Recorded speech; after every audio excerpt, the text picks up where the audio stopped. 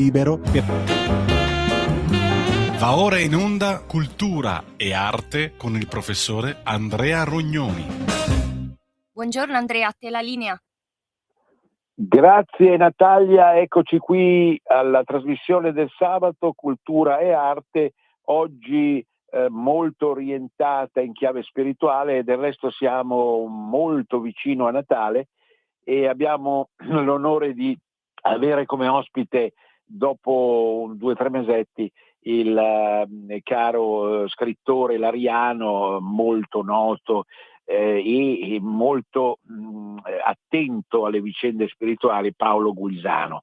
Ecco, con lui impostiamo un discorso che è un discorso relativo a Nicea, perché Papa Leone XIV si è recato nell'attuale Turchia per celebrare la ricorrenza rispetto ad un concilio che è stato fondamentale. Ecco, poi tra l'altro nella seconda parte andiamo su Santa Lucia, quindi proseguiamo in chiave molto spirituale questa puntata, cercando di capire perché si celebra la Lux Mundi oggi è proprio Santa Lucia. Allora Paolo, intanto buona Santa Lucia, so che ti trovi in una delle tue puntate di conferenziere richiestissimo, forse in Trentino se non erro. Sentiamo Paolo, ci sei?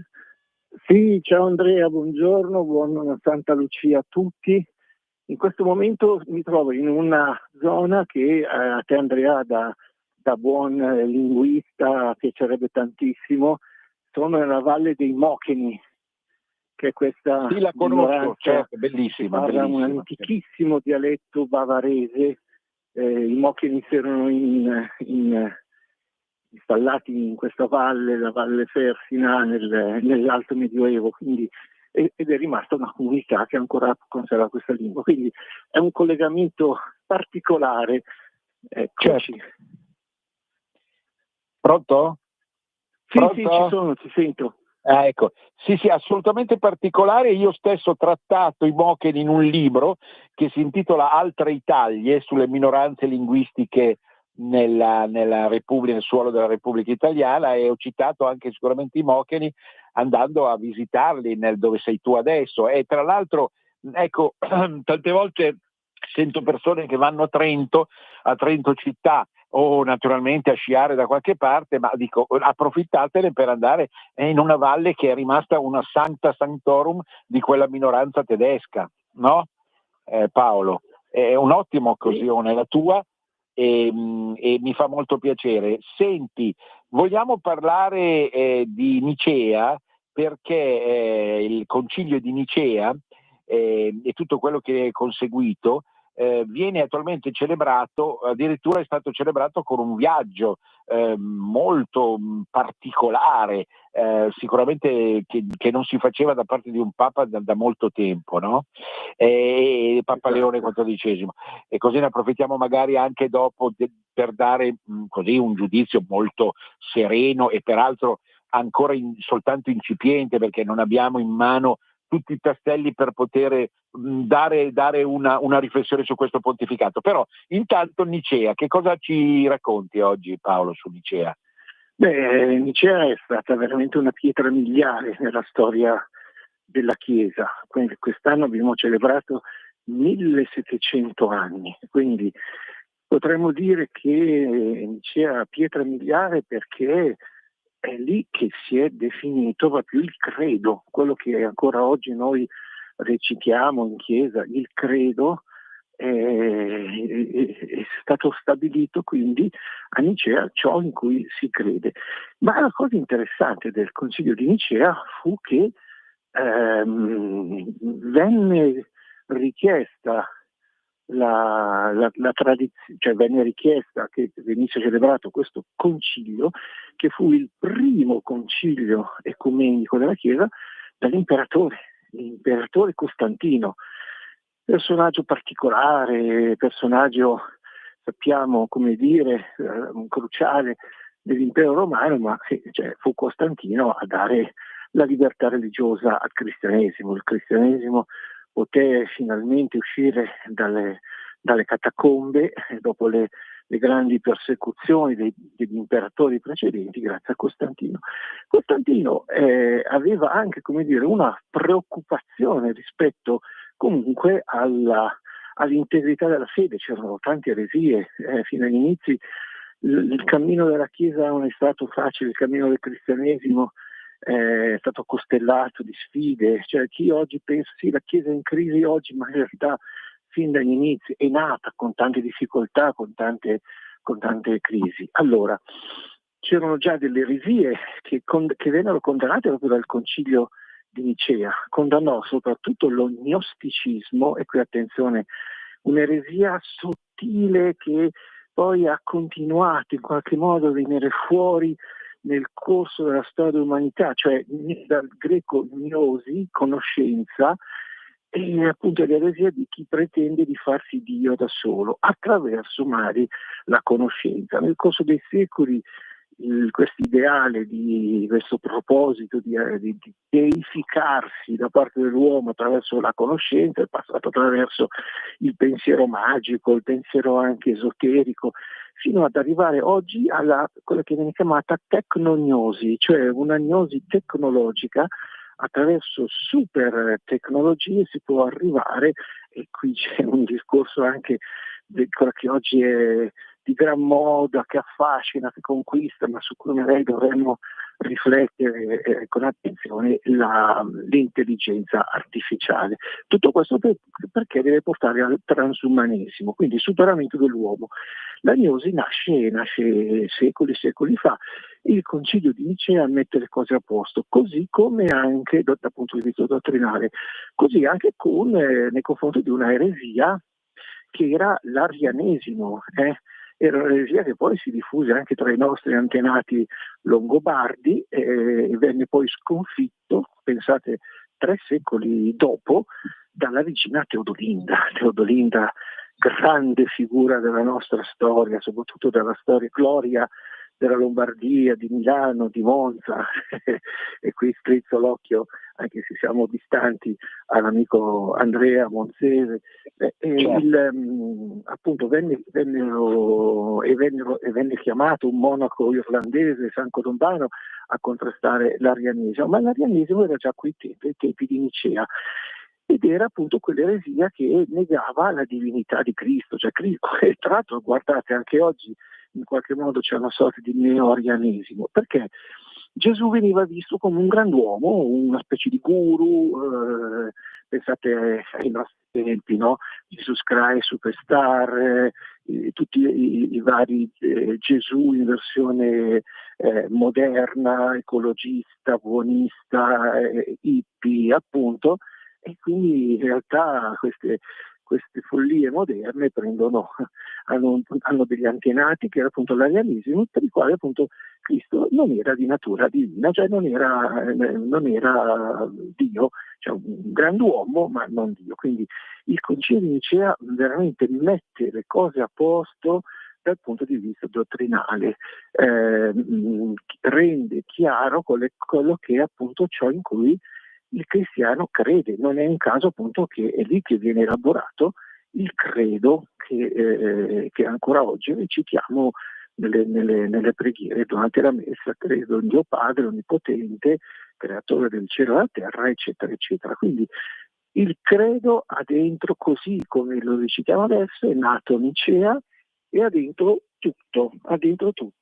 Chi salta, chi censura qualche aspetto del credo, censura una parte importante del cristianesimo, quindi dobbiamo credere tutto, compreso anche il culto mariano. Il culto mariano, l'importanza di Maria come madre del Redentore è sancita dal Concilio di Nicea. Quindi veramente bene si è fatto quest'anno chi l'ha fatto a ricordarsi, e ringrazio Radio Libertà perché appunto chiude il 2025 ricordando questo momento importante, ripeto, è il fulcro della nostra storia. Da lì sarebbero arrivati appunto i grandi santi. Dopo Nicea arriva il tempo di Sant'Ambrogio, di Sant'Agostino, i padri della Chiesa. Ecco, quindi è lì che è cominciato tutto. Certo, i primi 2 secoli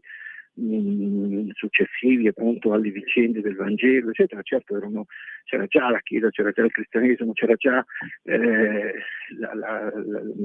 come dire, una storia dei discepoli, dei successori di Cristo, ma è lì veramente a Nicea che nasce definitivamente la Chiesa come anche noi oggi la conosciamo. Ecco, intanto mi è piaciuto il tuo esordio perché ci hai fatto intendere questa liaison non diretta ma sicuramente sotto traccia, ma pur come dire vivida, vibrante tra l'editto di Milano 313 che fu voluto da Costantino, e io altre volte da queste onde o in conferenze, sono conferenze meno girovaghe della tua, cioè conferenze milanesi, ho detto ma il cristianesimo ufficialmente è nato da noi, è nato a Milano. Ecco, e quindi Nicea, che si trova lontanissima da Milano, ne è una conferma e un approfondimento. È vero, adesso io ovviamente non ho una conoscenza teologica così approfondita, ma è vero che, come si dice in certi ambienti New Age, fino al concilio di Nicea i cristiani, non tutti, ma credevano in parte nella reincarnazione. È vera questa battuta o è una boutade così un po' autodecorativa da parte di certi orientamenti esoterici? Paolo. Andrea, hai fatto bene a sottolinearlo, perché così mi dà anche un'occasione di dire una cosa importante. Il Concilio di Nicea promosse proprio dei documenti, redasse documenti, quindi anche qui usciamo si dice, perché ci furono proprio dei documenti. E sappiamo anche addirittura che poi vennero approvati con voto. E vennero approvati tutti questi documenti che chi parlava del culto della Madonna, chi parlava dell'arianesimo, chi parlava della natura divina di Gesù, tutti furono votati, altro che parlare della democrazia come un'invenzione della rivoluzione francese, ma per favore. Ecco, nella Chiesa venivano votati, anno, ripeto, 325, e vennero approvati a larghissima maggioranza. Perché sottolineo questo? Perché appunto, allora, è vero che serpeggiavano anche idee un po' particolari, non lo si nega, così come appunto le eresie prima menzionate, quindi c'erano queste idee, però erano, come dire, dei personaggi un po' particolari che veicolavano. Appunto, il Concilio venne anche proprio convocato per dire mettiamo in chiaro le cose. E ripeto, è una cosa piuttosto particolare che fu voluto non tanto dal Papa o dai vescovi, ma fu voluto da Costantino, che voleva ordine, voleva che cessassero queste interpretazioni un po' particolari e un po' anche eretiche. Ma perché lo voleva? Perché voleva, come dire, appunto stabilire una pax. Sappiamo che la pax romana spesso era la pax delle armi, delle imposizioni, eccetera, però in questo caso Costantino voleva una pace sociale, voleva che nella società regnasse l'ordine, e non è una cosa sbagliata, perché appunto il caos aumenta la litigiosità. Quindi non fu, come dire, voluto per zittire, ecco, anche qua qualcuno dice, la Chiesa a quel momento diventò la Chiesa anche dei dogmi, eccetera. Sì, è vero, ma non per zittire, perché comunque rimase sempre un luogo dove ci si dibatteva, appunto i documenti di questo concilio vennero come dire, dibattuti e votati e approvati a larghissima maggioranza. Cosa significa la larghissima maggioranza?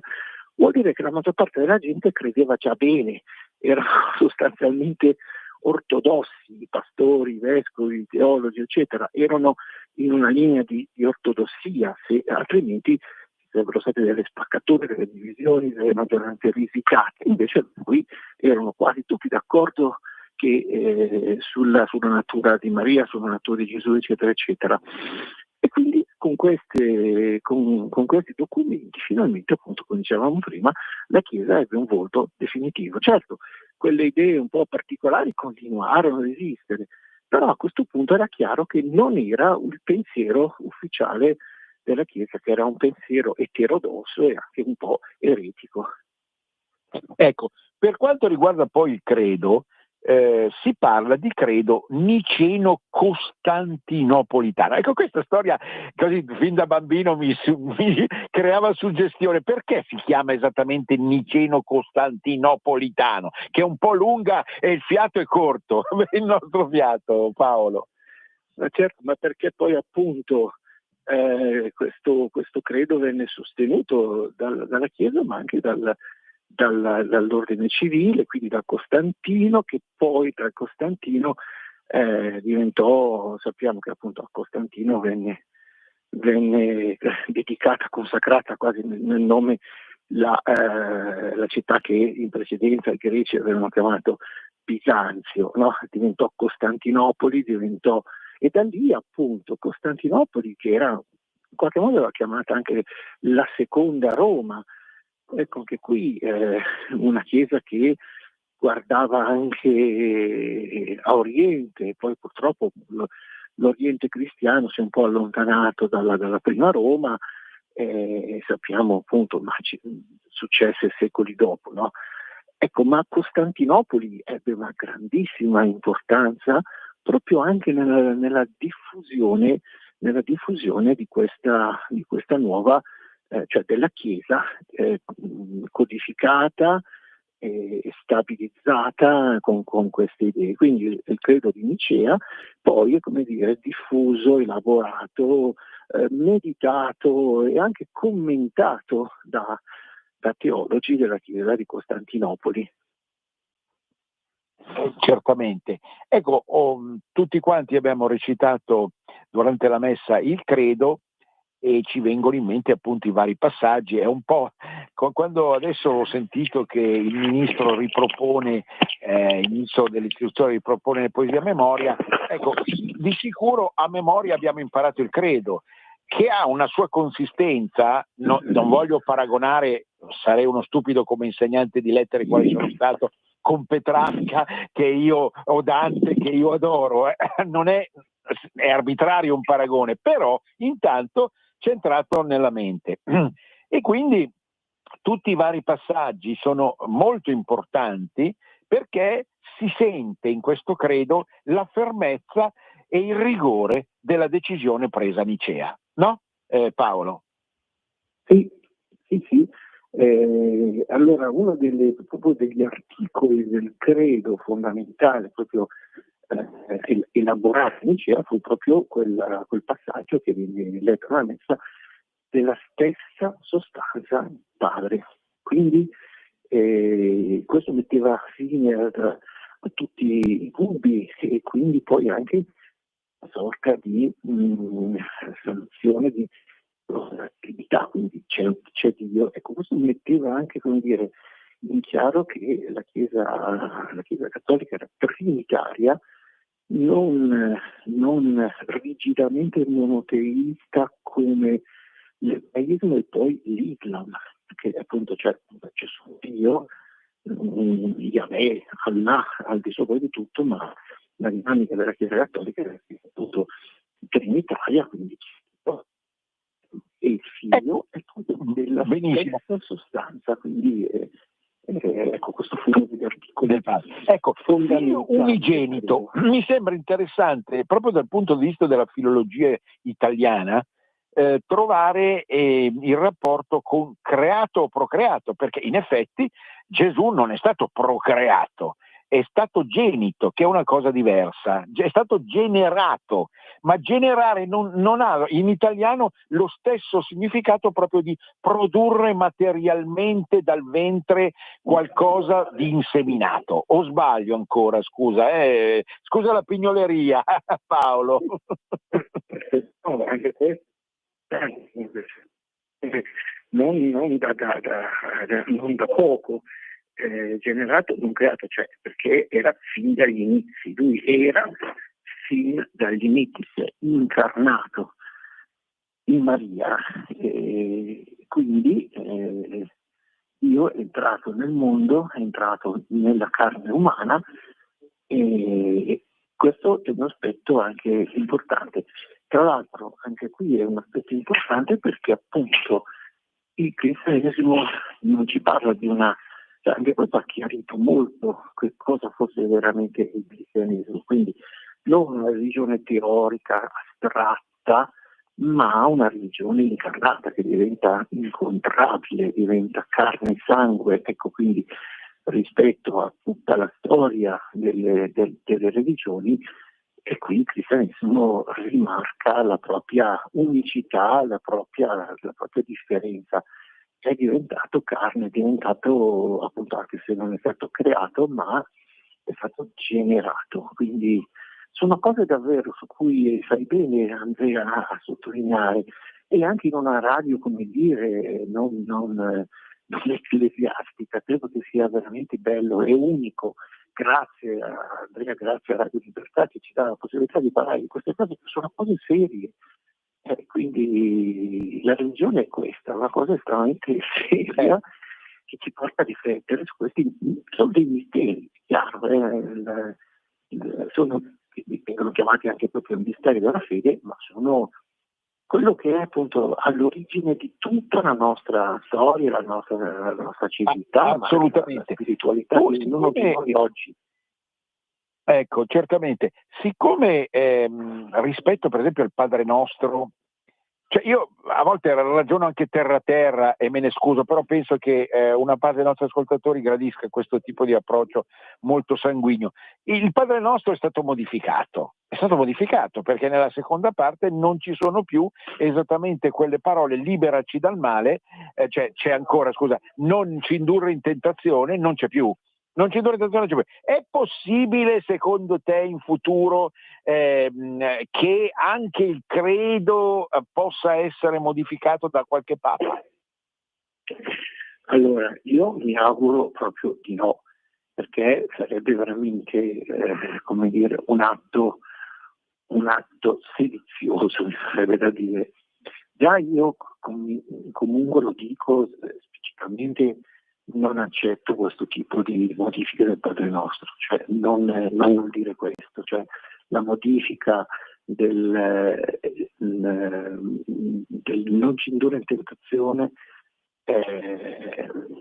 credo che sia stata anche linguisticamente scorretta, perché comunque nel nostro induca in tentazione il latino è chiaro, questo non ci abbandonare, come adesso viene detto nell'attuale Padre Nostro, veramente è una traduzione sbagliata, scorretta e anche teologicamente infondata. Dio non abbandona nessuno alla tentazione, non abbandona. Indurre, e nemmeno qualcuno dirà indurre, no, ma indurre vuol dire schierare, indurre vuol dire portare in battaglia, è un linguaggio, un'espressione quasi tecnica del latino che veniva utilizzata nelle descrizioni per Tacito, Pacele, indurre vuol dire schierare in battaglia, quindi avrebbero forse potuto tradurla non ci esporre alla tentazione, ma non ci abbandonare, francamente inaccettabile. Ora, questo l'hanno fatto col Padre Nostro ed è appunto per un credente come me doloroso. Io non lo dico, non me lo sento di dire questo, dichiaro pubblicamente la mia disobbedienza, piuttosto lo dico in latino o nella forma antica, però veramente credo che toccare il credo niceno-costantinopolitano vorrebbe dire davvero minare il nocciolo duro della fede, cioè il credo niceno-costantinopolitano è proprio, come dire, il cuore del cristianesimo, quindi toccarlo, modificarlo, magari in senso modernista, in senso magari accomodante, perché appunto il problema della Chiesa da 60 anni a questa parte, dal Concilio Vaticano II in poi, è proprio quello di cercare degli accomodamenti col mondo. Bisogna abbracciare il mondo, ma in realtà purtroppo si è finiti per abbiamo il break, scusa, abbiamo il break. Paolo, sì. Ancora qualche minuto dopo, se riesci a stare, che voglio farti un'ultima domanda. A dopo il break. Per la tua pubblicità visita il sito radiolibertà.net. Porta con te ovunque Radio Libertà. Scarica la app per smartphone o tablet dal tuo store o dal sito radiolibertà.net. Cosa aspetti? Migliaia di notizie ci raccontano i fatti che accadono in Italia e ogni giorno c'è una voce fuori dal coro. Quotidiano di Sicilia, il quotidiano d'Italia. L'informazione che ribalta i luoghi comuni, una vera visione dei fatti. L'Italia vista da sud. Ogni siciliano che vive in Italia e nel mondo è una risorsa, è protagonista della crescita della nostra nazione. Dai forza alla crescita della nostra isola, abbonandoti al QDS digitale più archivio a soli 99 euro anno. Quotidiano di Sicilia, il quotidiano d'Italia, una scelta di valore. Porta con te ovunque Radio Libertà. Scarica la app per smartphone o tablet dal tuo store o dal sito radiolibertà.net. Cosa aspetti?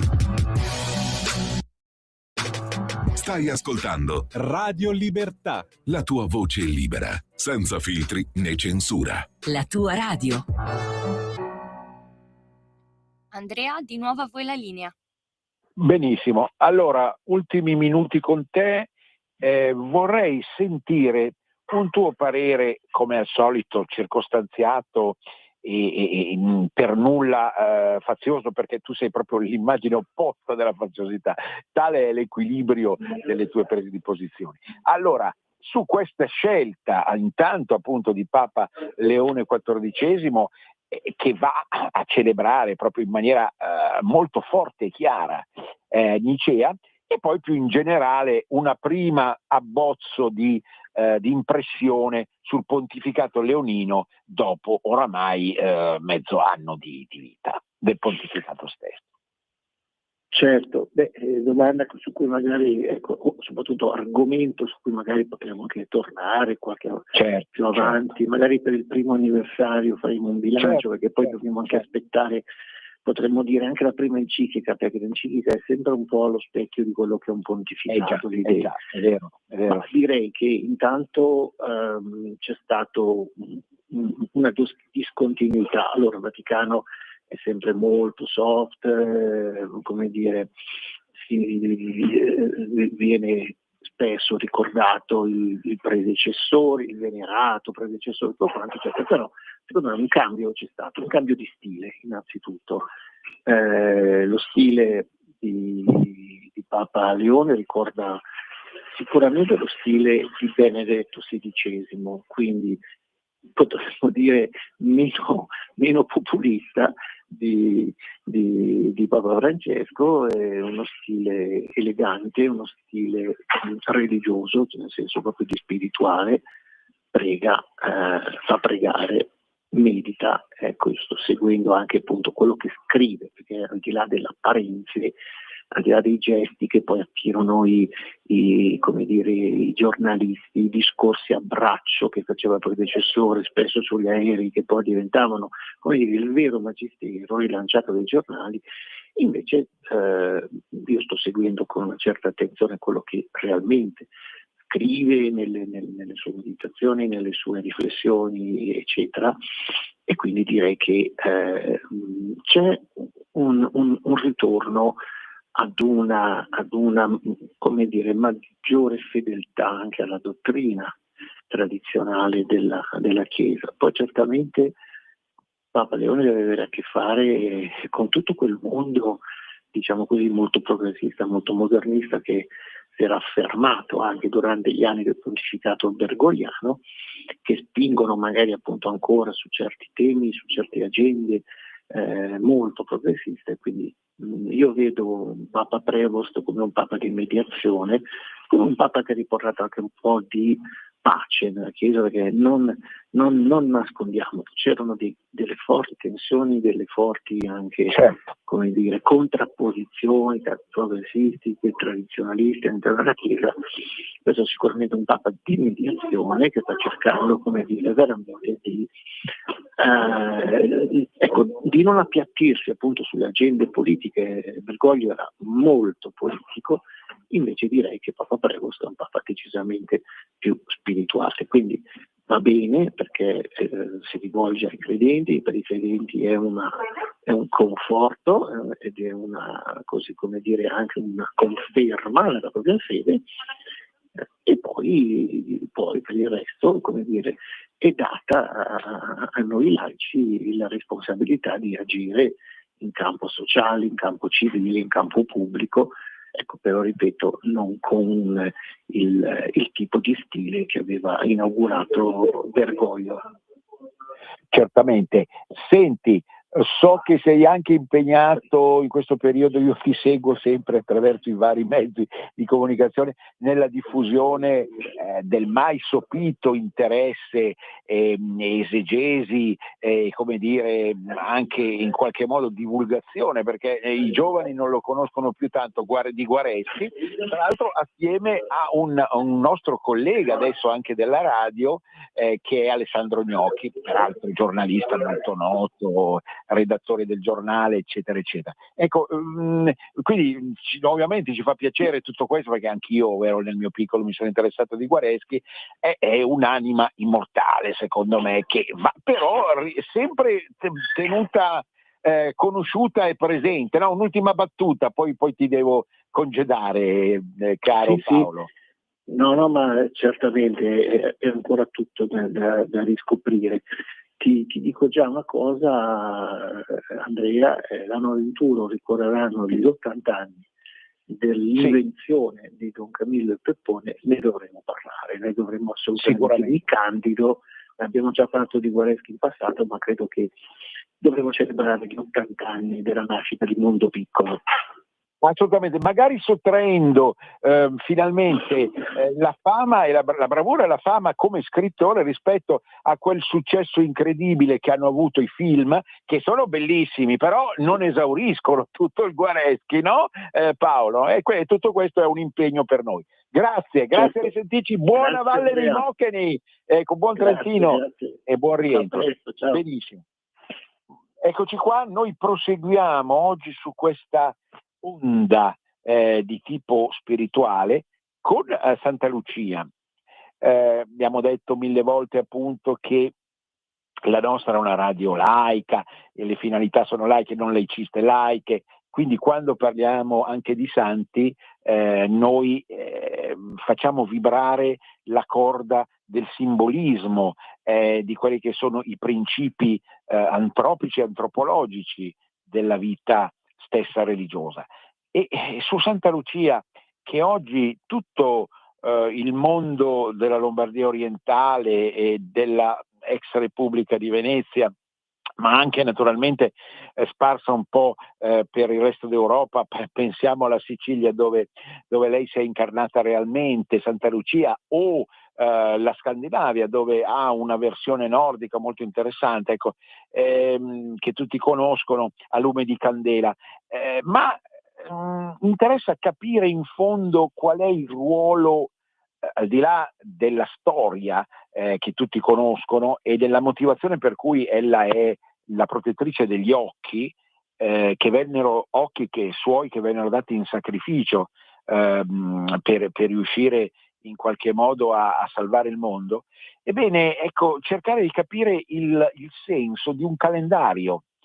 E qui certo sono spunti più da cultura popolare del lunedì, ma oggi è Santa Lucia ed è inevitabile parlarne. E quindi Lux Mundi, Santa Lucia. Ci sono 3 concetti, attenzione, fondamentali della spiritualità, anche non cristiana: la Lux, la Pax e la Vox. Vedete che tutti finiscono con la X. No? La Lux, tradotto in italiano la luce, tradotto in milanese Luz, e ovviamente appunto la Vox Voce e la Pax Pace. E Santa Lucia incarna questa posizione rispetto alle due santità che costituiscono il simbolo della voce, Santa Cecilia, 22 novembre, e della pace, Santa Maria Madre di Dio, 1 gennaio. Cosa notate? Che questa successione è una successione che il calendario esalta, perché ogni 20 giorni c'è la nuova santa, no? Quindi si inizia da Santa Cecilia, dopo 20 giorni c'è Santa Lucia, dopo altri 20 giorni, quindi praticamente 3 settimane, e c'è a Capodanno la Santa Maria non nascente, che è già stata celebrata in altra data del calendario, ma la Santa Maria Madre di Dio, cioè la Santa Maria Materna. La Santa Maria Materna è in realtà più collegata delle altre Marie proprio al concetto di pace, di pax, perché nel momento stesso in cui, come abbiamo detto prima con Paolo, genera, non procrea, genera il Cristo, ella attraverso di lui porta la pace e riporta la situazione di pace. Riporta la situazione di pace in nome ovviamente di tutto il processo redentivo, cioè il processo che redime, secondo la tradizione cristiana, la realtà del peccato. Sempre, ripeto, anche in altre religioni comunque c'è un parallelo di figure che possono richiamare questa realtà della pace e della riappacificazione. Ma abbiamo detto, tutto parte in uno slam, potremmo usare un termine tennistico, che inizia con Santa Cecilia, che è la vera vox, e perché la Santa Cecilia protegge la poesia e la musica, che è l'incarnazione reale nel mondo di che cosa? Della voce umana, perché noi ci sentiamo sublimati e gratificati sentendo la voce di chi parla in maniera poetica e la voce di chi canta in maniera più direttamente musicale, oppure lo strumento. Lo strumento è un'altra voce, è il prolungamento della voce, no? Quindi si parla per esempio di Accademia Musicale di Santa Cecilia, l'abbiamo già citata qualche settimana fa, laddove si impara a suonare, ma il far risuonare, come riappacificare, è un meccanismo di sublimazione, usiamo pure anche dei termini psicologici o psicanalitici, non è un problema, tale appunto da riuscire a spezzare la catena della sordità, di una sordità che non è reale, ma è metaforica, naturalmente, il non saper sentire, no? La voce, che è anche la voce di Dio. Ma tra la vera vox e la vera pax, in mezzo a questo calendario, a metà, in maniera categorica a metà, cade Santa Lucia, che secondo la tradizione popolare, l'abbiamo già detto altre volte naturalmente, scusate se mi ripeto, Paganini non dovrebbe ripetere, lo ripeto però, ripeto il concetto, ma la forma sarà diversa appunto. La notte di Santa Lucia, la più corta che ci sia, perché la tradizione in realtà è un errore dal punto di vista strettamente astronomico di luce vera, ma noi sappiamo che metaforicamente, proprio perché Santa Lucia è la portatrice della vera lux, e noi dobbiamo pensare alla notte più corta, anche se non è realmente la più corta, perché poi inizia, grazie all'intervento, secondo ovviamente la teologia che noi conosciamo, l'intervento salvifico, sacrificale di questa siracusana, che poi ha avuto la fortuna di diventare scandinava, ha fatto un lungo viaggio, naturalmente passando per Venezia, perché Caput Mundi è davvero, come sapete, la risorgente Venezia. E allora la vera lux, la luce. Qual è il rapporto fra la vera lux di Santa Lucia con la vera vox di Santa Cecilia e la vera pax di Maria? Il fatto di permettere a chi non ci crede in senso banale, non è mai una questione banale, a chi ascolta e a chi guarda, appunto, attraverso che cosa? Santa Lucia protegge la vista, ma la vista cosa ci permette di vedere?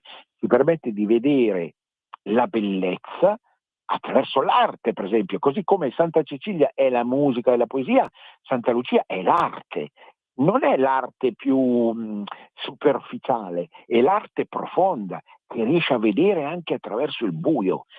Ecco, proprio per questa operazione terapeutica, no? Di ridare la vista, come ridare l'ascolto, Santa Lucia ridà la vista ai non vedenti, ma in un certo senso, secondo le tradizioni religiose, siamo tutti non vedenti, perché non riusciamo a capire, nella nostra testolina, non riusciamo a capire, ecco, qual è la vera luce, facciamo fatica. Allora l'intervento della Santa va in questa direzione. Pensate allora davvero al mondo scandinavo, dove a lume di candela si celebra questa giornata, perché lì c'è la notte più lunga possibile, immaginabile dell'universo, che va da novembre fino a febbraio. E allora nonostante la notte, l'immagine della candela che riforma, ricrea la luce, ecco che ci permette di abbordare questo discorso. Quindi, se non ci fosse la vera lux, il passaggio dalla vera vox, Santa Cecilia, alla vera pax non sarebbe possibile. Ecco il ruolo straordinario di Lucia, ecco, della portatrice di luce, che appunto si materializza nel mondo serenissimo proprio attraverso i regali che fanno parlare a qualcuno di un Natale anticipato, ma in realtà è, e tutte e tre le vere Vox Lux Pax sono ancelle della cristicità del Natale, appunto, perché in qualche modo così posizionate nel calendario annunciano o certificano o rimarcano appunto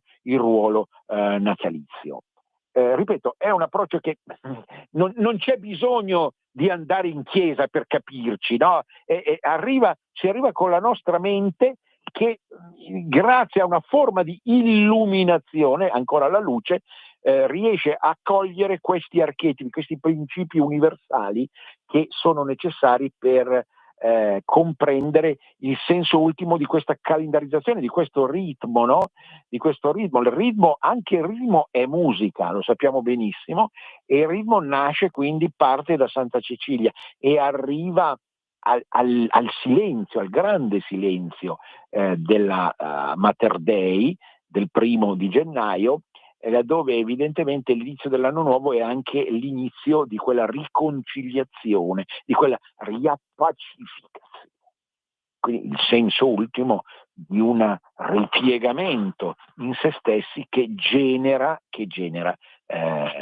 una vicenda di vera serenità. Naturalmente ricordate tutte la trasmissione, quella trasmissione in cui appunto Rispoli concludeva: che belle parole, no? Perché le avrete sentite centinaia di volte, ma non è con questo spirito retorico che io ne parlo, semplicemente è per capire antropologicamente il senso ultimo delle scelte della nostra vita, del nostro calendario, della nostra realtà. Sappiamo tutti quanto il pianeta sia imbevuto di notte, di buio, di male, ecco, si è imbevuto di sordità, si è imbevuto di guerra. E quindi naturalmente lo stimolo è quello, un po' da parte, ripeto, di tante religioni in forma diversa, di riuscire ad arrivare ad una risoluzione dell'impasse da questo punto di vista. E quindi Siracusa, la grande madre e il grande utero siciliano, trinacrico mediterraneo, no, che genera la vicenda della Veralux, e per approdare poi al grande nord, sommerso nel ghiaccio e nel buio della Scandinavia. Ma la mediatrice, ecco ancora l'immagine della Trinità. Quindi esiste una Trinità femminile? Sì, non è un'eresia, no? È una Trinità femminile composta da Cecilia, Lucia e Mater Dei. Esiste una Trinità geografica? Sì, perché la geografia parla. La geografia non è casuale, dislocazione delle terre, nulla è casuale nell'universo. E quindi Venezia davvero si pone come Lucia, quindi come data, in questo caso luogo di intermediazione fra il sud Siracusa e il nord Stoccolma, in una grande operazione di mediazione virtuale che appunto ha prodotto ancora da noi tutta l'epopea, abbiamo detto, di questi regali, di questi atti di amore che caratterizzano il 13 di dicembre. Quindi sono tutti elementi nei quali in qualche modo sui quali rimeditiamo, dobbiamo ritornare per riappacificarci prima che con Dio, di cui non siamo sicurissimi dell'esistenza, con noi stessi. Le strenne natalizie, cominciamo con le strenne natalizie? Sì, ci sono libri di varia natura e di varia forma. Io partirei da Dan Brown, che ha prodotto L'ultimo segreto. Siamo su un terreno accidentato, siamo su un terreno non facile, con impennate anche esoteriche. La città di Praga, con tutte le sue memorie anche legate al giudaismo, all'ebraismo, si pensi alla figura del golem, eccetera, eccetera. L'impressione è che comunque Dan Brown abbia un po' esaurito le pile, in senso lato, in senso buono. Si tratta pur sempre di un grande scrittore, però diventa un pochino ripetitivo negli ultimi libri, e dopo Il Codice da Vinci e Angeli e Demoni, che erano stati i suoi capolavori, non sembra convincere fino in fondo. Però diciamo un po' una sfida col diavolo, sì, perché alcune affermazioni, anche a proposito di quello che diceva il nostro Paolo prima, rischiano un po' di andare controcorrente anche rispetto a alcune posizioni dogmatiche, ma questo poi è il gioco della dialettica della libertà, di capire fino in fondo quello che può essere giusto e quello che può essere ingiusto.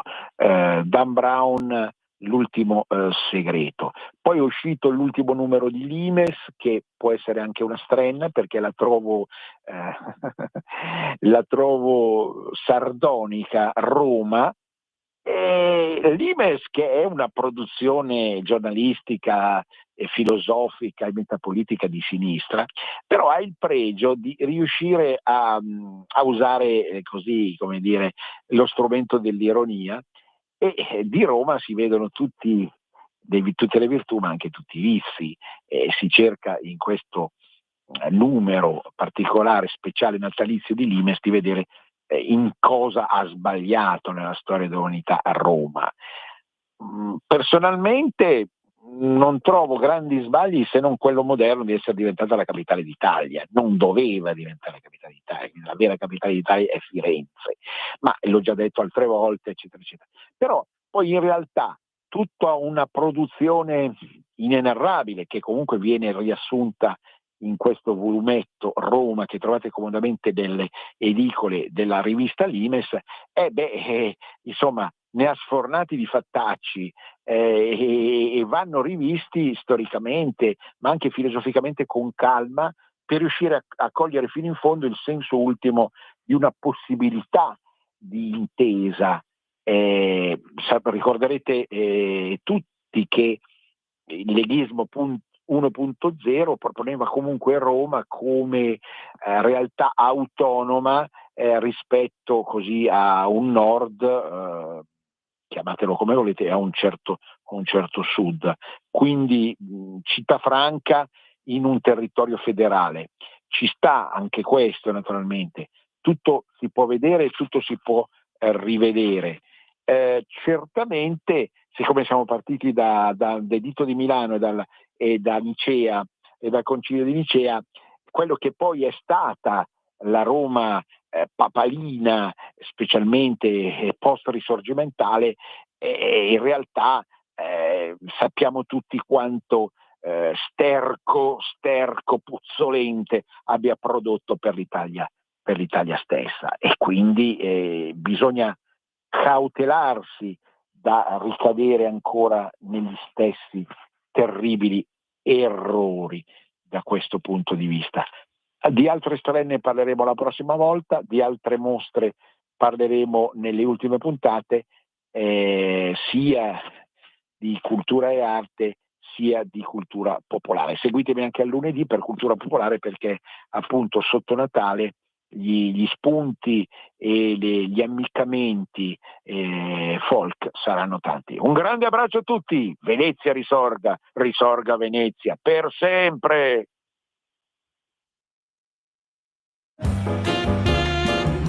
Avete ascoltato Cultura e Arte con il professore Andrea